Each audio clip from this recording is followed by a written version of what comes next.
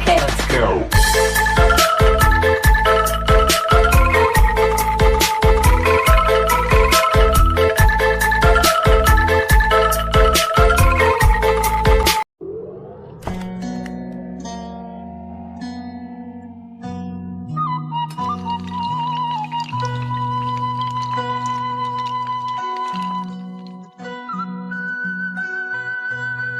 Baik, bismillahirrahmanirrahim. Assalamualaikum warahmatullahi wabarakatuh. Selamat berjumpa kembali kita di Forever Channel ya. Dan ini adalah satu yang luar biasa. Biasanya ada konten hiburan, musik gitu kan. Kemudian juga podcast mahasiswa. Hari ini kita akan mengadakan podcast yang luar biasa.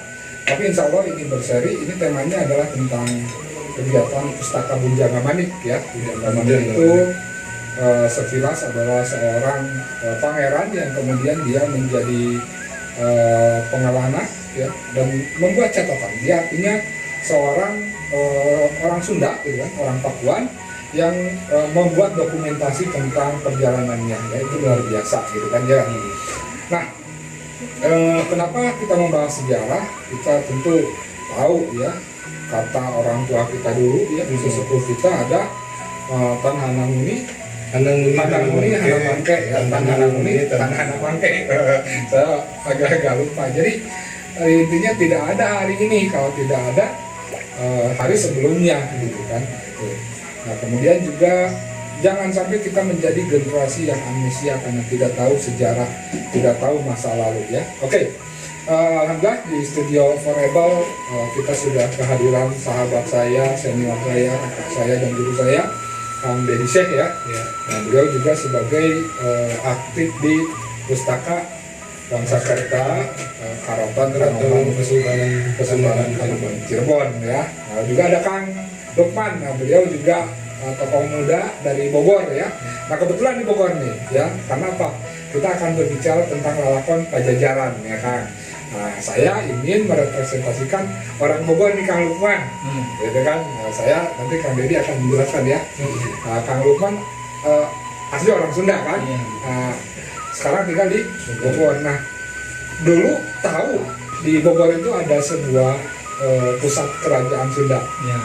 Apa namanya? Pajajaran ya. Nah, kemudian rajanya siapa?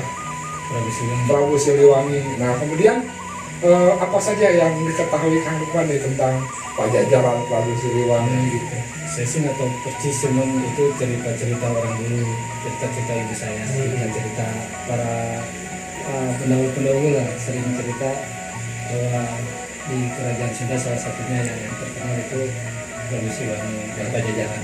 Senang ya? Senang. Hanya sebatas itu sih sebenarnya. Ya. Pokoknya ada Prabu Siliwangi, ada Pajajaran, ada Maung ya, Maung Bodas gitu kan. Nah, kemudian ya kadang-kadang kita menganggap itu hanya sebagai mitos gitu ya. Nah, anak-anak muda, kita generasi milenial mungkin juga tidak peduli siapa beliau, padahal ada sejarah yang luar biasa di balik nama Pajajaran, Prabu Siliwangi dan lain sebagainya. Nah, tentu sebagai kajian yang filosofis kan, kajian yang terstruktur, kemudian juga historis dan sosiologis yang kita usung. Kajiannya kita akan yang pertama tentang filosofis ya. Jadi intinya begini, hari ini kita belajar banyak teori ya, ilmu pengetahuan yang datangnya dari barat gitu.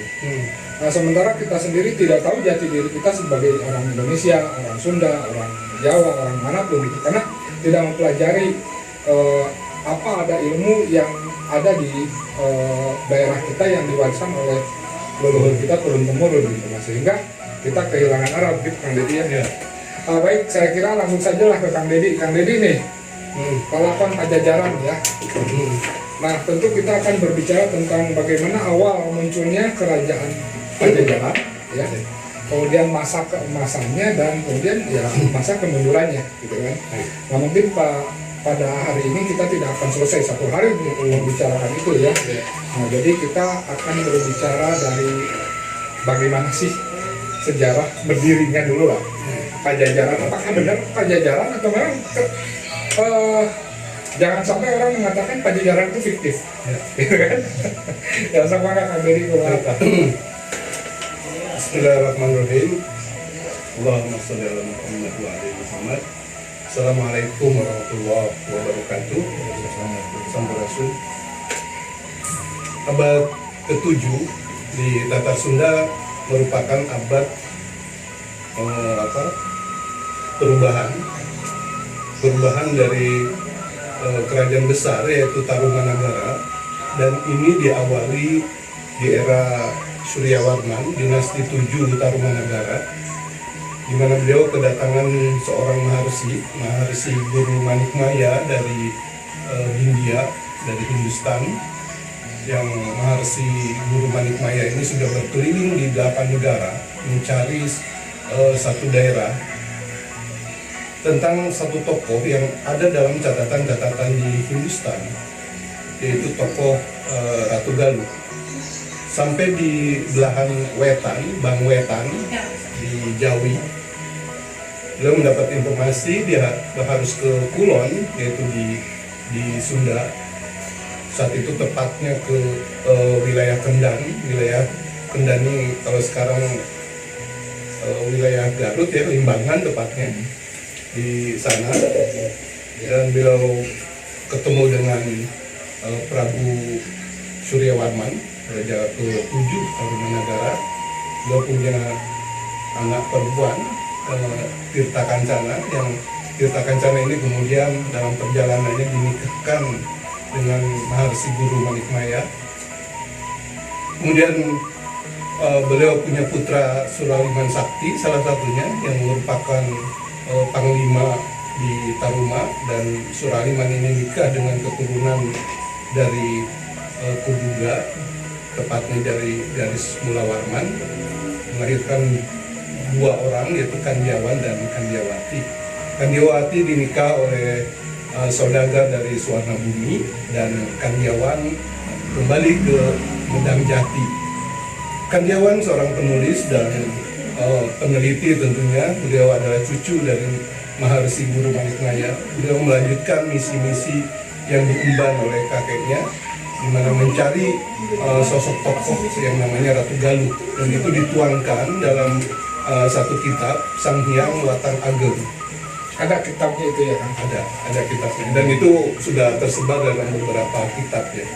Nah, Sang Hyang Watang Ageng ini kemudian diperlombakan oleh Kandiawan terhadap 5 para putranya dari Magulkuhan, Karungkala, Karung Narawa, Sendang Garba, dan Wretikan Dayun. Dalam perlombaan ini, Wretikan Dayun memenangkan, dan beliau berhak membaca kitab tersebut.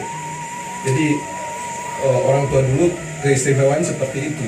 Jadi itu sikap adil terhadap para putranya.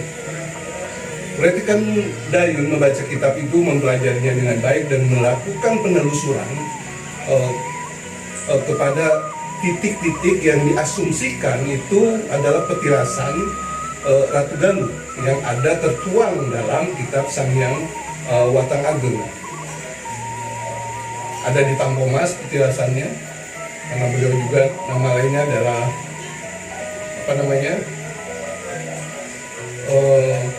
nama kecilnya, nama Mahisa.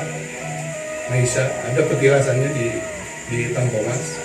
Tapi Tampomas di Sumedang ya. Danis itu kerbau, bahasa Sanskerta, Danis suara. Ada petilasannya di Tampomas. Tapi dilalah beliau menemukan yang namanya Ciduging. Ciduging itu masuk ke di Satarunajaya, sekarang Kecamatan Dharmaraja. Nah, disitulah kerajaan yang dibangun oleh Ratu Galuh, itu kerajaan Dihin kedua. Nah, disitulah kemudian Wretikan Dayun mendirikan Nagara Galuh Pakuan. Kenapa Pakuan? Karena di sekitar Paku Alam. Apa Paku Alam? Nah, Paku Alam adalah titik di mana nanti kalau sejarah ke belakang itu tempat 3 manusia awal, masih roh tunggal, turun ke alam padang. Itu ada, kemudian dikenal daerahnya namanya Cipaku, Cipta Pakuning Alam. Nah, berdirilah Nagara Galuh Pakuan 612 Masehi atau 534 Syaka. Ini satu kemajuan terbesar dalam sejarah panjang Tatar Sunda yang kemudian memunculkan tokoh yang selama itu belum diketemukan keberadaannya. Padahal ini menjadi perbincangan hangat di wilayah Hindustan atau kita kenal India hari ini. Nah, seiring perjalanan waktu, Taruma semakin melemah. Dinasti 7 Suryawarman, dinasti 8 Kartawarman, dinasti 9, 10, 11 sampai nanti dinasti terakhir ke-13 yaitu Linggawarman. Linggawarman mempunyai 2 putri, Minasi dan Sobakancana. Minasi nanti dinikah oleh Tarusbawa dan Sobakancana adiknya dinikah oleh Dapunta Hyang Jayanasa. Siapakah Tarusbawa? Tarusbawa inilah penerus cita-cita Purwawarman tentang kecintaannya beliau akan Sunda. Nah ini cikal bakal nanti sehingga 669 Masehi Tarusbawa mendirikan mengganti nama Taruma menjadi negara Sunda. Ya, benar ya Pak. Yang pertama ada tokoh Maripayah ya. Ya. Kemudian ada ini abad ke Abad ke-7. Ya, Abad ke-7. itu berarti kan 600-an lah ya. Iya. 600-an Masehi ya. Gitu ya. Kalau Manik Mayanya 500 sekian, abad ke-6 ya.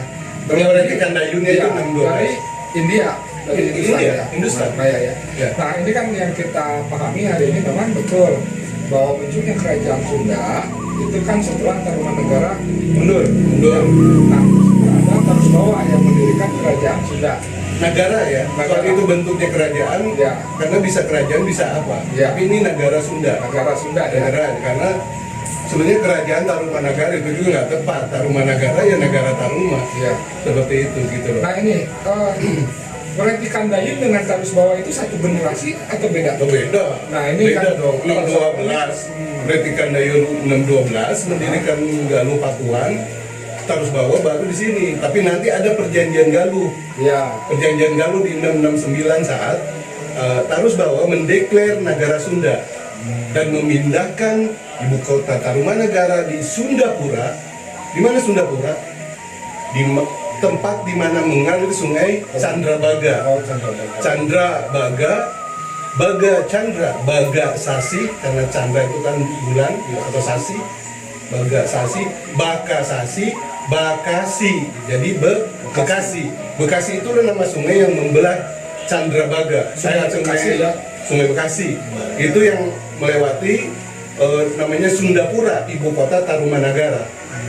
Tarusbawa memindahkan ibu kota Sundapura ke Parahajian Sunda. Di mana itu yang sekarang dikenal dengan Batu Tulis. Oh, jadi Tarusbawa itu titik berdirinya Ya. kerajaan Sunda Ya. itu ketika pindah dari Bekasi Sundapura ke Parahajian Sunda. Parahajian Sunda. Parahajian Dari Sunda. Bekasi tadi. Ya, Ya. dari sungai. Sungai Bekasi ya. Ya, Sundapura ada sungai di tengahnya, Ya. yaitu Sungai Candrabaga. Ya dari Sungai Candrabaga ke Pakuan lah ya. Kalau Ya. sekarang itu Batu Tulis gitu. Batu Tulis. Nah, di itu. situ jadi momentum itulah yang disebut mulai berdirinya negara Sunda. Negara Sunda. Ya. Nah, Di Ekstaruma. ya Di Ekstaruma. kan tadi kan ada Urati Kandayun, kalau tidak salah Urati Kandayun itu adalah pendiri Galuh, Lalu Pakuan. ya Galuh Pakuan ya. Ya. Nah berarti sebelum ada kerajaan Sunda ini terlebih dahulu ada kerajaan Galuh Galuh. Pakuan. Galuh Galuh Pakuan. Pakuan, gitu. Nah ini berarti juga yang harus kita Ya. luruskan, Betul. gitu kan? Luruskan. Betul. Karena yang banyak yang saya pahami mungkin ya, saya juga mungkin referensinya kurang lengkap gitu ya. Jadi pertama ada Tarusbawa, kemudian Urati Kandayun ini tidak mau gitu kan, kemudian dia mendirikan Galuh. Tidak, Berapa Galuh nama? duluan. Galuh duluan. 612. Iya, 612. Kalau terus bawa 669. Setelah Galuh berdiri, Sunda baru berdiri. 40 tahun kemudian. Ya, makanya kemudian ada perjanjian Galuh disebutnya. Ya.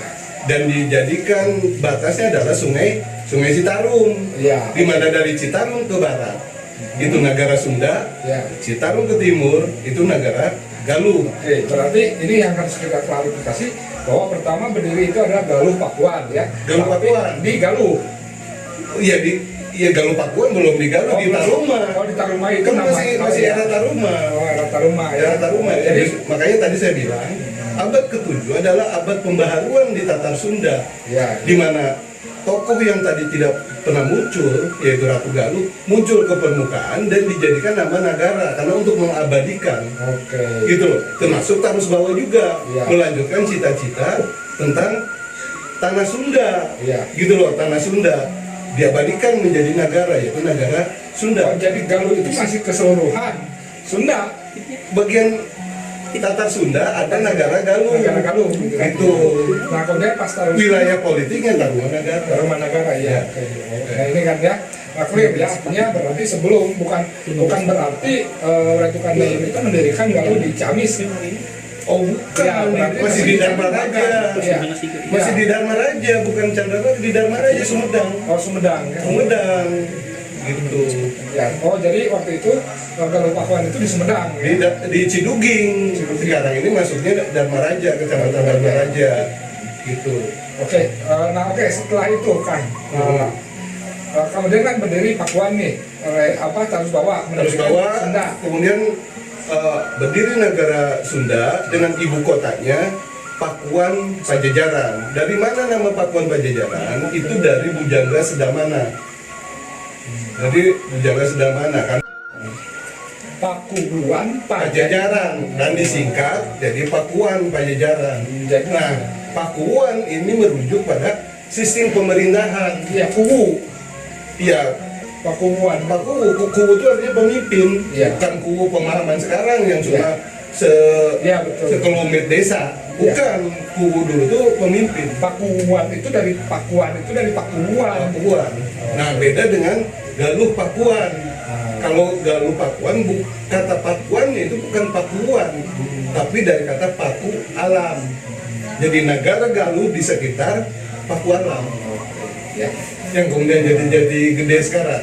Sok karupan bila yang baru ditanyain akan diteruskan. Enggak sambil ngomong. Santai aja. Gitu ya. Iya. Selalu mulai ini. Nah ini menarik ya, Dharma Raja ini juga mungkin daerahnya sekarang sudah tertutup oleh bendungan. Ini Tapi kalau Cidugingnya masih bisa. ya, masih artinya jadi. memang hari ini sejarah kita juga rada, terutama di Sunda ya, banyak daerah-daerah yang sudah tertutup ya sama pembangunan gitu kan. Ya. Bendungan termasuk di Cirata juga di Dharma Raja gitu kan. Oke. Jadi tadi ya yang kita baru nih dapat nih tadi kan ada kerajaan Galuh Pakuan di Dharma Raja gitu kan. Kemudian Ciluging dan ya, Raja. Ciluging. Belum pindah ke Itu Karangkamulian ya. ya, Belum pindah. Uretikan Dayun ya. Uretikan Dayun, Di situ. ya. Sehingga memang Uretikan Dayun dikenal sebagai pendiri kerajaan Galuh Pakuan. Ya, Galuh Pakuan.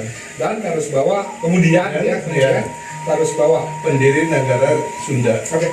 Hubungan familinya apa kan antara Tarus Bawah dengan Ya sama-sama Taruma. sama-sama ya Taruma dengan Uretikan Dayun itu dengan ya. Uretikan Dayun, walaupun jauh ya, Ya. jauh Beda generasi ya. beda generasi. Tapi ini yang makanya aku bilang bahwa abad ke-7 adalah abad perubahan di Tatar Sunda, di mana di situ nama Sunda sebagai wilayah Tatar Ya. itu muncul ke permukaan. Nah ini hebat-hebatnya orang dulu, dijadiin nama negara, dan Galuh sebagai tokohnya itu dimunculkan juga. Jadi makanya ini sebetulnya tidak ada kontradiksi antara dua ini, apalagi tadi secara genealogi mereka masih berhubungan Ya, tarunan dari Taruma negara ya. Taruma Nagara. Ya, Tiga Warman ya. Ya, makanya kemudian dalam perjalanannya pun di era Wuwus terjadi perkawinan antara Galuh dan Sunda itu. Ya. Perkawinan ini ya benar-benar si cowoknya dari Sunda, putrinya dari Galuh, Ya. seperti itu. Tapi di era Dharma Wangsa, Dharma Siksa itu sudah include terjadi perkawinan secara politik. Oke. Kita runut lagi Kang ya. Baik. Oke, sekarang dari Uretikan Dayun nih. Ya. Nah, turunannya siapa Kang yang seangkatan dengan Tarus Bawah? Dari Uretikan Dayun nanti beliau menurunkan 3 putra, satu Jantaka, Rehyang Sempakwaja, Ya. kedua Jatnika Rahyang Sempakwaja, Jantaka Rahyang Kidul, Jalantara Rahyang Mandiminyak. Nah. Nanti menurunkan itu. Ya. Karena satu dan lain hal, Rahyang Sempakwaja tidak layak Jadi menjadi raja. pengganti Uretikan Dayun, Ya. termasuk juga Jantaka. Ya. akhirnya jatuh kepada Jalantara atau mandi minyak. Ya, ya, ya. Jalantara itu artinya minyak, makanya kita ada Jalanta. Oh iya, Jalanta itu minyak sisa, Ya. bekas minyak gitu kan ya. Nah, mandi minyak inilah yang kemudian meneruskan Tragalu sampai nanti ke Sena turunnya. Ya, ya. Sena putranya itu. Nah, kan ada friksi politik, nanti mandi minyak nikah dengan Parwati, putri dari Dastusima, Kalingga. Turun Sanaha. Nah, nanti ada perkawinan Manu, Sena dan Sanaha. Nurunin Sang Jamri. Oke, Kang Punten ya. Di sini kan ada, oke, setelah pelantikan Dayun, mandi minyak. Ya, Nah, sementara di Pakuan, Pajajaran, di Pakuan Pajajaran dari Tarus Bawa punya putra namanya Sunda Sembawa, cuma gugur di medan perang. ya, waktu perang melawan Perang melawan apa? Yang dari Bakulapura. ada Dari Bakulapura. Ada kejadian gitu, meninggal, lantas turun ke putrinya, Teja Kancana. Teja Kancana. Nah, Teja Kancana didekati oleh Jamri yang nanti jadi Sanjaya. Oh, Nah, Eka di situ. Itu sejarah nanti. Ya, oke. Jamri, berarti penerus dari di Pakuan ini, penerus dari Tarus Bawah itu adalah Jamri Jambi karena menikahi. dengan gelarnya Sang Haris Dharma. Belum Sanjaya. Iya, Belum jadi Sanjaya. Oh iya, iya. Ini kan apa ke anak perempuannya berarti kan? Teja Kancana. Teja Iya. Kancana kan, Iya. anak perempuan dari Tarus Bawah. Dari Tarus Bawah. Ya. Nah, di sini mandi minyak. Nah, Di Bukan. di Galuh. bukan anak perempuan, ini cucu. Oh, cucu. Anaknya itu Sunda Sembawa. Oh, Sunda Sembawa. Tapi Sunda Sembawa tidak jadi raja. Kan meninggal. Oh, meninggal. Lantas turun ke cucunya Teja Langsung ke Kancana. cucunya. Karena Sena itu dekat dengan Tarus Bawah, akhirnya diperkenalkan yang Jamri ke cucunya ini. Sena itu dari Galuh. Ya, Sena kan keturunan Mandi minyak. Iya, dari iya. Puara Babu. Iya, Ya iya, pun iya. kan Puara Babu itu istri kakaknya. Jadi terjadi Memang itu ada Ya, ada hal yang gitu lah. hal. Mandi minyak ini terkenal gitu ya. Ya, ya, Ada ya. faktor X. ya, Gitu. nah itu yang membuat para putra dari Sempakwaja protes. Ya. Purbasora mengambil alih tahta dari Sena. Diambil alih, Purbasora naik menjadi ratu di Galuh. Jamri nikah dengan Teja Kancana, dapat tahta Sunda dengan gelar Sang Haris Dharma. Koalisilah Sunda dengan Kalingga ngajar Galuh Pakuan.